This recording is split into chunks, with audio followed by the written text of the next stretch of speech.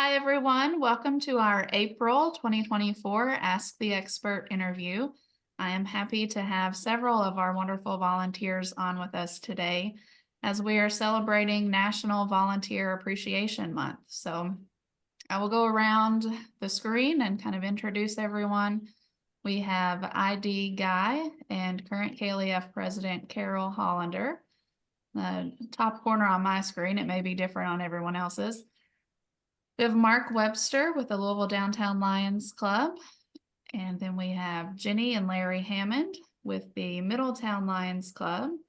We have Rusty Newton with the West Shelby County Lions Club, but he's been, #1 KLEF volunteer for many years for the Vision Van. We have Andre Tunzel with the North Hardin Lions Club. Karen Hayes, our staff member, and Nancy Pence from the E-Town Lions Club. So thank you all for being on with me today. And we just wanted to kind of highlight the volunteer opportunities that KLEF has, share some of your experiences with others who may not know about KLEF and what we do, and then just get some feedback from you on things that we can do to improve the volunteer experience, how we can recruit new volunteers, and then how your experience has benefited your life, or what you have received through volunteering with KLEF. So thank you for being on today and sharing your experience. So we will get started with how you got involved with volunteering with KLEF. So not everyone has to answer, but if anyone wants to share how you got involved, just raise your hand or jump in and just share how you started or how you learned about the volunteer opportunity and kind of why you started.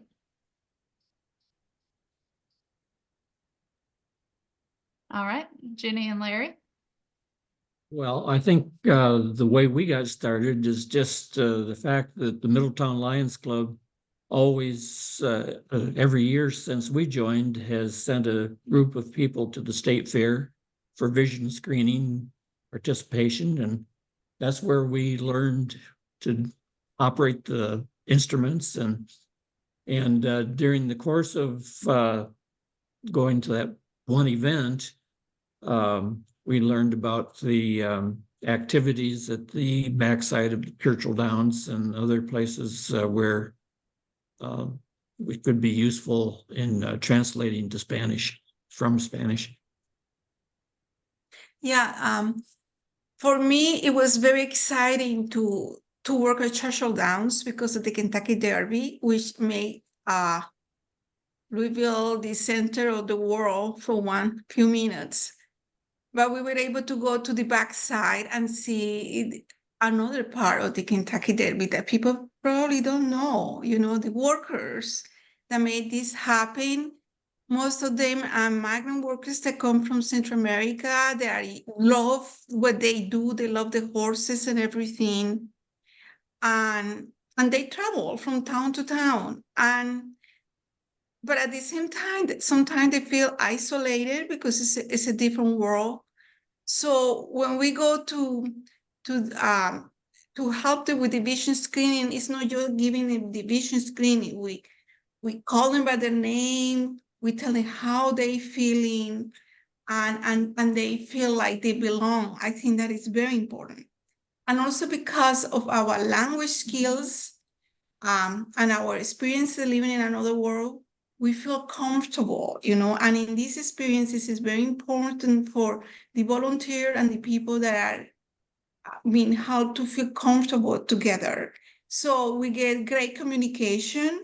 And at the end, if we give them some readers or we help them get an appointment with a doctor, they left feeling like they are appreciated. And I think it goes beyond just the vision screening.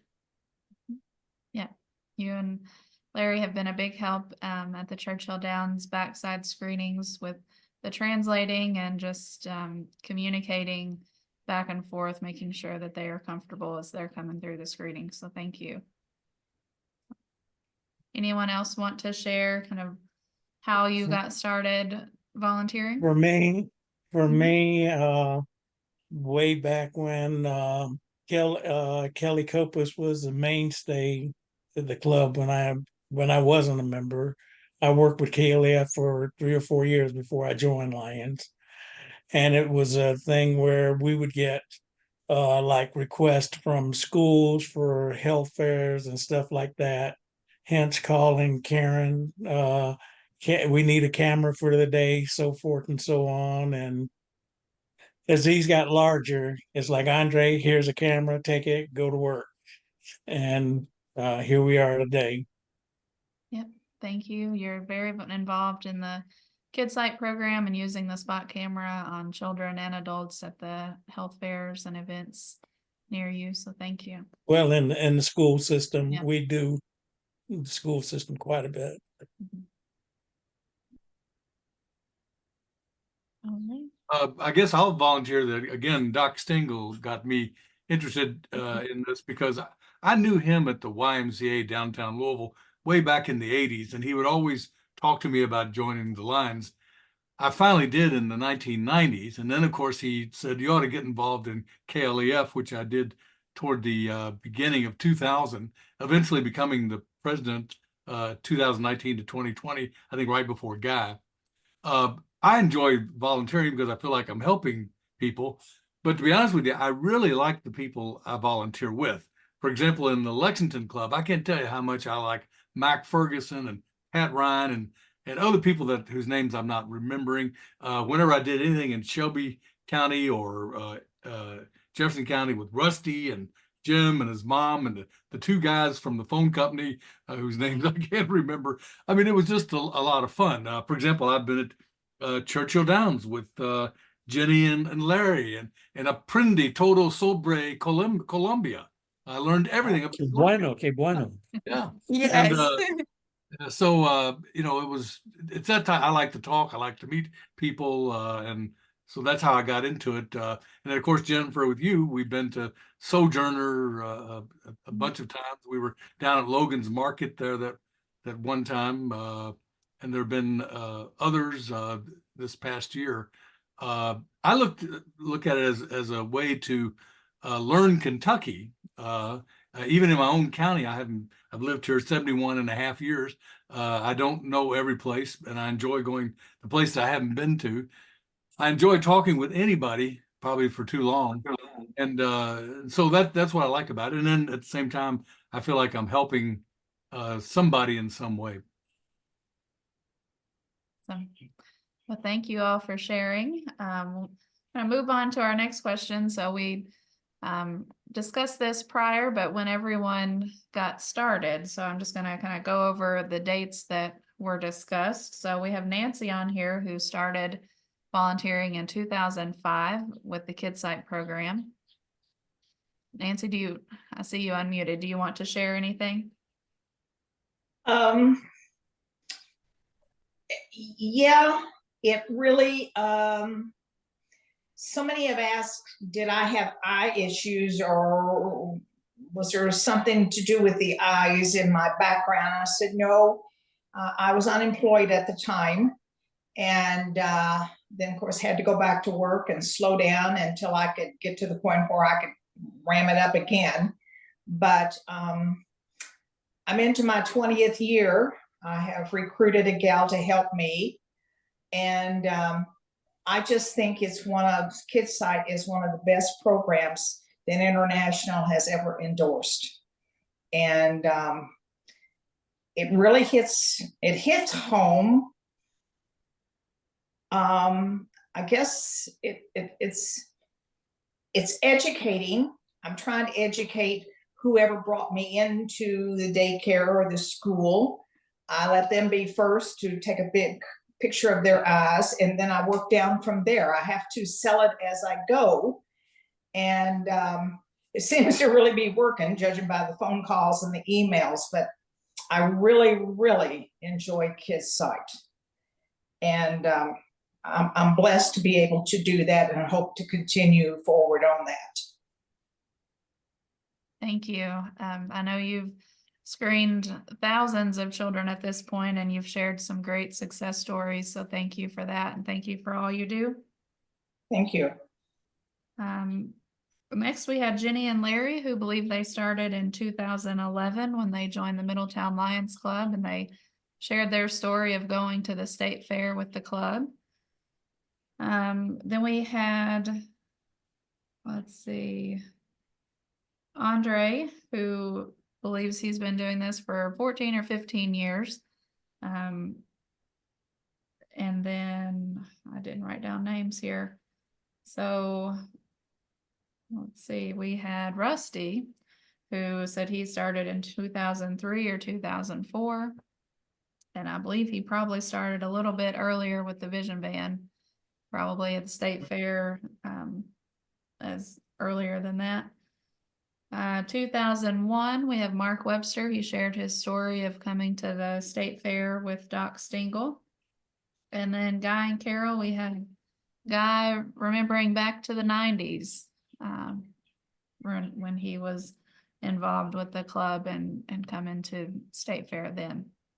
So thank you all for many, many years of dedication and support to the foundation and for continuing to do so. My next question is hopefully one that will be easy to come up with a good answer, but kind of what is your favorite part of your volunteer experience over the years? And some of you have kind of hit on this already, but if there's something specific that you want to share, just kind of, Guy, I saw your hand go up. Yep.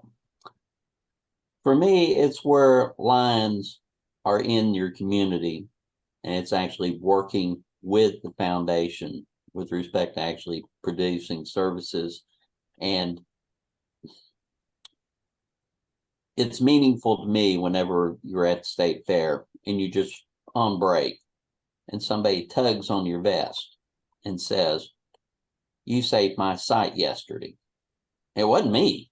It wasn't me. No, I wasn't there the previous day. But it's the person that was there the day before that was a line that was screening. It may have been Rusty, it may have been Mark, it may have been Andre, it may have been Jenny. But those people that step up to do volunteerism that then actually make an impact on a person's life, and it's for the rest of their lives, where they didn't know they had glaucoma and they're getting ready to completely lose their sight and is recoverable. Those are the moments that are for me. Those are the Lions actually working in Kentucky. Thank you. So I want to expand on that a little bit. For me personally, it's like when you do those screenings, whether it's adults or it's kids' sight, and you find those vision issues that are going on, and a lot of times the people aren't aware of it. And the fact that we are able to find those issues and send them on the right path to where they can get assistance and get those vision issues corrected. I agree with all of that. It is very rewarding, like especially working at the state fair and someone to come in and say, "Thank you so much. I stopped last year and you identified this problem," and I immediately went and saw about it. And, it's very rewarding. And I remember this last year, we had a mother came by with like a little 5-year-old, and she says, "You all saved me when I was in school with my eyesight in a screening, so I want to make sure that he got his eyes screened, just in case." So it's something that people can connect to and, and actually get benefits from what we're able to do. I agree with all of that. This program is growing and growing by what they are just saying. We are educating people. We're out there trying to talk to the people, talk to the public, talk to directors and teachers. And it can't go anywhere but straight up, and it is going straight up. I love it. No. Well, I agree with all that you're saying, because sometimes the consequences of our interaction, we will never be able to measure. Like, for us has been working with Adelia, a lady that has a very serious condition in her cornea. I know for a fact that she was so depressed that she told me once that she wanted to die because she thought she was going to go blind and wasn't going to be able to take care of her children. So it had been very emotional to help her because it's a very complicated case. And being able to assist her when she goes see the doctors and the technicians and getting the right contact lenses, very complicated. But also have been other situations that are very simple. Once at Churchill Down, there was an older lady, maybe she was like 80. And I asked, she said that I asked her if she needed any glasses to read, and she told me that she didn't know how to read. And I said, well, but can you see well? They said, I don't know. So I asked her to look up something, and then we give it readers. But what she didn't know is with readers, you can see anything. It's not just to read, it's just to see things that are close to you. And she was so excited to be able to see things with the readers. And she was like a little girl taking those glasses with her. So it's sometimes like someone, as you said, that we had identified a problem that they didn't know that they had. And sometimes it was as simple as to help just having some readers or had cataracts removed. So it does make you feel at that moment that whatever you're doing is very important. And really, it doesn't cost us too much. It's just to use our talents and experiences to help. Guy, did you have something you wanted to say? I'm having a phone call come in. I'm going to have to deal with that here in the next few minutes. That's on my side. But for me, it's Lionism and the way we actually interact with the public. It's like taking a person down on the patrons program from the backside of Keeneland. You know, they can't see. We don't speak the same language. They have a need. We fill that need. That's special. Thank you. All right, thank you. And I'm just going to, oh, go ahead, Mark.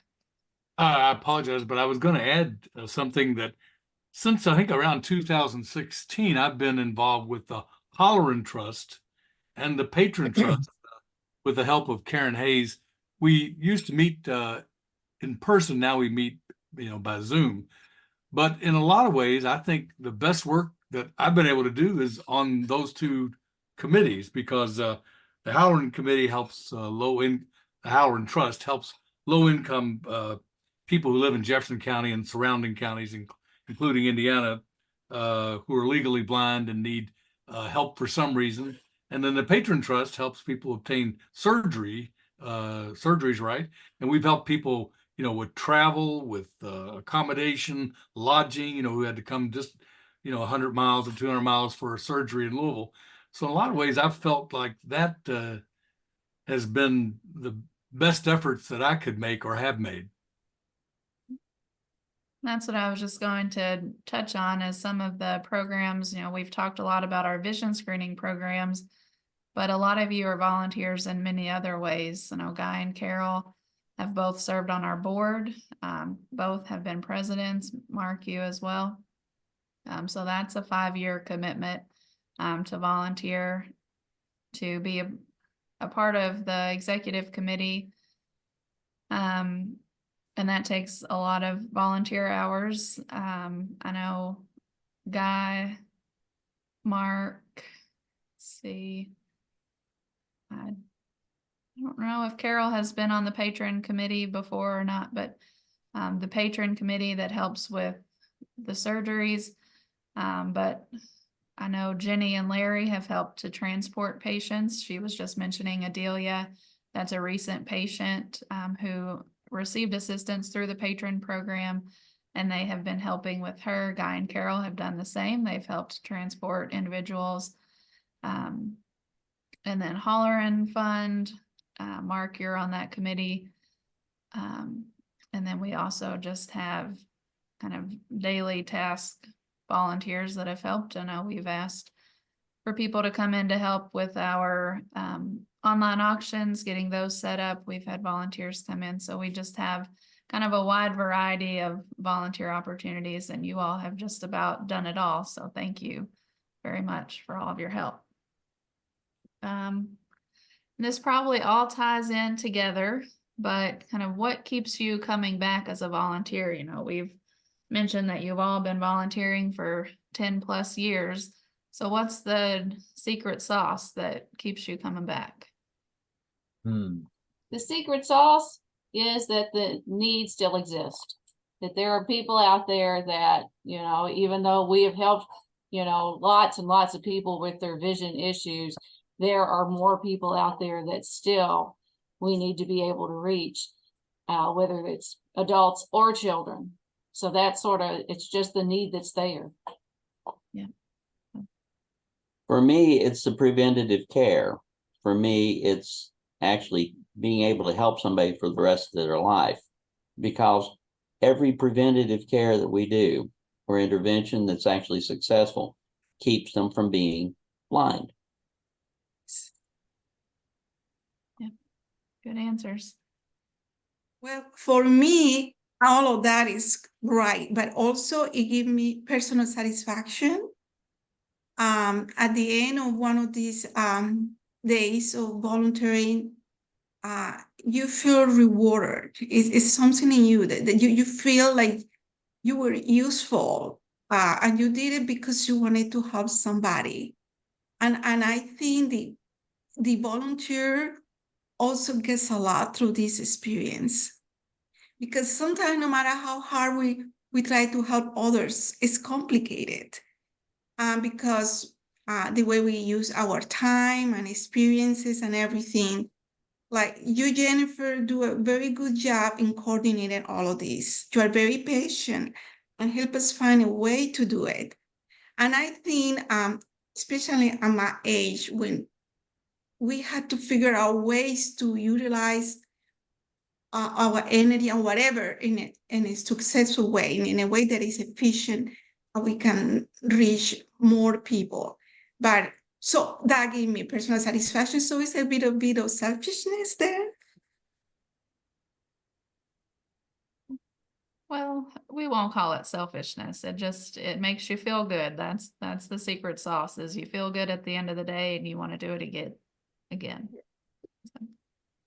I think, follow up some of what Mark said earlier, it's working with the other volunteers, and what Jenny says, it gives you a lot of personal satisfaction to come together as a group, you know, and to be able to do these screenings and to help other people. So that's a lot of it as well. Yeah.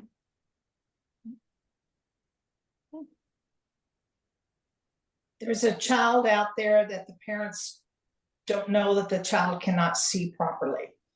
That keeps us going. Mm-hmm. Yeah. Yeah, knowing the need is still out there. Yeah. Again, this all is probably going to echo each other, but why would you recommend to someone else to volunteer for KLEF in any of these roles that we've discussed? For me, it's personal development. I mean, that's part of it. I mean, where it's personal development, you interact not only with volunteers, you learn about different areas in Kentucky. And in my case, where that was a stepping stone where you could actually go on and learn more about what's going on in the world, there's eye openers out there, people. If it hadn't been for KLEF and the volunteer opportunities I've had through that, there's no way I'd be here today. Thank you. Well, I was going to add to something that Carol said, and also Jenny said, that the need is there. In fact, it's growing through diabetic neuropathy.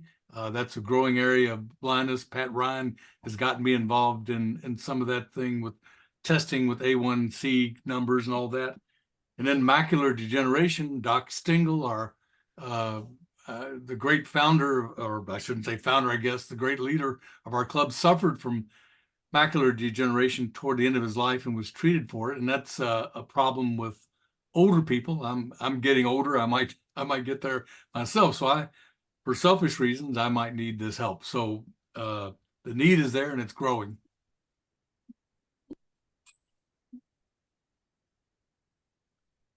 Is there anything that KLEF, whether that's our staff, our board, our team, or just anything with KLEF, anything that we could do to improve the volunteer experience, or any suggestions or ideas to kind of make volunteering, I want to say more fun, but to just improve the experience? Well, for me, the volunteering experience is fun to start with. I mean, you have a great group of volunteers that you always get to work with. Yeah, and some that cut up all the time. Yeah. But, as far as improving, I think one of the things that might keep people a little more engaged when we do the kid site screenings, and we know that now we have someone who follows up with those referrals. If at some point you could, the club or whoever was doing those screenings could hear back and say, hey, just wanted you to know that the referrals, they've now gone to to an eye doctor. They've had a full exam done, and they're getting glasses or whatever. I think that would serve as an encouragement. Sure. Yeah, more follow-up on the results of the screenings. Mm-hmm. Well, And- I also think that these opportunities give you opportunities to learn. You learn so much. Like sometimes, like dealing with Adelia, was taking notes at the end. It was like I was an eye doctor already. You learn so much, and I think that is it's something that enriches you personally. You learn. And I feel like I learned so much about eyes, maybe too much sometimes. So that is something that you can emphasize to volunteers. And for example, there are a lot of people or young people that would like to go into careers that has to do with vision screening or vision care or something like that. That would be an opportunity there for people that are interested in that kind of field or working in the future. I think a lot of us are from smaller communities on the conference today. And what I'm able to see, a good example, I had to go get my eye exam and new glasses for the year last month. As I was walking into the eye doctor, one of my family resource coordinators was walking out with 6 pair of glasses to take back to school that we purchased for kids. So, I mean, that self-actualization piece, and that if you could take a person around with you, you see it right in the community offhand. I mean, right there, it's tangible. And that self-actualization piece is recurring moment to moment. Mm-hmm.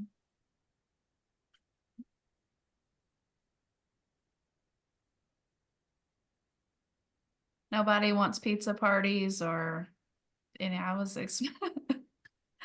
expecting some big suggestion. But Gaining too much weight. as we've if mentioned, you're looking for something very big to do, I would recommend sponsoring trips to Tuscumbia, Alabama, to visit the birthplace of Helen Keller. We lived for a number of years within about 20 minutes of where her birthplace was, and spent every summer we would go and view the performance of the miracle worker that the local school kids put on. And for me, it was a real fulfillment, I guess, to come here and actually be involved in something that I saw from from the historical standpoint. Yes, like I was a teacher there, and I have some of my students that play Helen Keller, the little girl. And so I learned a lot through them. So one day we were thinking about that maybe it would be good to have like the play of Helen Keller available to children. And so yes, the Helen Keller experience in Tascambio, Alabama, really helped us connect with this. It's like we were supposed to be here. Yeah, yeah, I like that idea of some sort of community building aspect to get more volunteers involved. Guy, go ahead. Okay. There's a 100-year celebration for Helen Keller's memorial that's taking place down in Alabama, June 7th, 2025, Saturday. I don't know if there'd be any interest with respect to actually getting a group to go down there to actually attend that, but it's definitely there. It's definitely on the calendar here. So, you know, at least we're aware of it. Now, I'm not sure everybody in Kentucky is actually aware of that, or whether or not there'd be people who want to get together, actually go down and actually participate in it. And the 100-year is marking the 100 years since Helen Keller spoke in front of the Lions when they had their international Yes. convention up in Sandusky, Ohio. You know, the Library of America has a volume of Helen Keller's writings that just came out. I bought a copy of it. It's interesting. So if you haven't read anything by Helen Keller, that would be a good opportunity. And I was going to point out in the Miracle Worker was the teacher. Absolutely, yeah. And she And herself, yeah. I'm sorry, she herself had a disability. She was low vision. And so, because I think that was the key to teaching Helen Keller, because the teacher had to deal with disability herself. So I think Guy's idea is a good one, and that's a really interesting topic. Maybe something can be built around Helen Keller, at least locally. You know, the American Printing House for the Blind right now is shut down because they're doing some rehab work, but they have a large Helen Keller collection there of books and, you know, her typewriter, her desk, and things like that that might be worth, you know, looking at some point. And you know, and around the world, Helen Keller is very famous. I remember when I was a child, my father talking about Helen Keller in Colombia. Mhm. So this woman was an icon all over the world. And she was the one that inspired the Lions Club to start these vision screenings and our vision involvement. So I do agree that Helen Keller, like 100 years, the clubs should do something to celebrate her life and her legacy. It was, and that town where the festival takes place for Helen Keller is beautiful. Tascambio is beautiful. Florence, Alabama. It's also a nice place to visit if you have never been to Alabama. Well, thank you all. And it's affordable. And it's affordable. It's not like going to New York. Yeah. All right. Any suggestions or ideas on how to recruit new volunteers? I know a lot of you came in because of club members who were involved, friends who were involved. And I think the answer is to just keep asking and keep inviting, but any other ideas or just suggestions on possible new ways to recruit volunteers? As we've discussed, the need is there. The need is continuing to grow as our population gets older. We will have more and more people with, you know, who fall into the low vision category who, you know, may have those issues that may not fully recognize it yet. So our vision screening programs will be needed, as well as patron program, hollering program. And we're just needing to make sure our volunteer pool grows as fast as the need pool grows. Partnerships. One word. Mhm. You've got to have the partnerships. You've got to be able to reach out, touch others with the vision, hopefully actually bring some of them in as full lines. But it's those partnerships. It's where we're filling in those gaps down there at State Fair with respect to, say, the two guys that was from AT&T Pioneers or from sororities. I mean, you've got to have the partnerships to actually do a portion of the work that we're actually doing. Lines need to be out there recruiting and actually working with the foundation as a state project to actually make that a reality.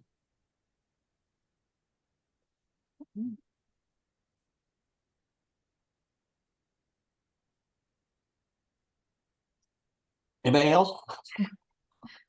I'll Or agree with that. I think it's important to even some of the high school clubs to, especially if they're thinking about a medical career or something, the vocational schools, the medical students, because we've had a lot of success using the nursing students at different screenings. And I think it gives them a lot of experience in dealing with different people in a setting, learning how to make connection. And the machines we use are so easy to learn and simple with a little guidance, just to get out and get in touch with these clubs and let them know that opportunities are available for them. I think that's a great idea because in the field of vision, medical vision, there are a lot of, some are doctors, but there are also a lot of technicians, a lot of high school students don't want to become a doctor, but they can become a technician and they are well paid for that. So there are a lot of opportunities for good jobs. And like you say, all these opportunities learning to use these machines can get them excited about it. And kids like that, they like hands-on experiences, and they are so fast to learn since that has to do with technology. So I think getting into the younger kids will be very good and easy to attract them. Yeah. Very good. Well, I'm going to wrap up with just one last thank you for all of you for all of your work and your dedication over the many years to the foundation and to the people that we serve and help. Jenny was mentioning her experience with Adelia, and it brought up something that I remember thinking. I went to an appointment with Adelia a couple of months ago. She has a rare cornea case where she had a cornea replacement several years ago out of the United States. There's been some problems with it. And I had Jenny on the phone translating between me, the doctor, and Adelia. And I guess I am fortunate in that I don't spend a whole lot of time at the doctor. So I kind of forget just how turnkey everything is. It's get in, get out, get in, get out. And I think the pieces that you all do in your volunteer work, you help people feel like there is care in the healthcare world, because you don't often get that at the doctor. I feel like if I had not been there as a member helping Adelia, the care would not have been the same. Communication. Yeah. So thank you all for putting that big piece of healthcare into what we do, and helping to serve Kentuckians and people outside of the state as well with these vision screening projects and programs. So I know we appreciate it as staff. We know that all the people that we serve appreciate it. Yesterday, the patron committee approved 4 new patients. So I had one of those patients on the phone crying with me yesterday saying, thank you so much. It was just to pay for a $225 deductible. but that was $225 that they didn't have. And Mm. she just said, thank you, thank you, thank you. And that's just kind of how we feel about our volunteers. So thank you all for all you do, and just know that you are appreciated, not only in April during National Volunteer Appreciation Month, but all year long. And can't thank you enough for all that you all do and have done and will continue to do. And Jenny and Larry, we're going to end on, we will severely miss you, and stay in touch.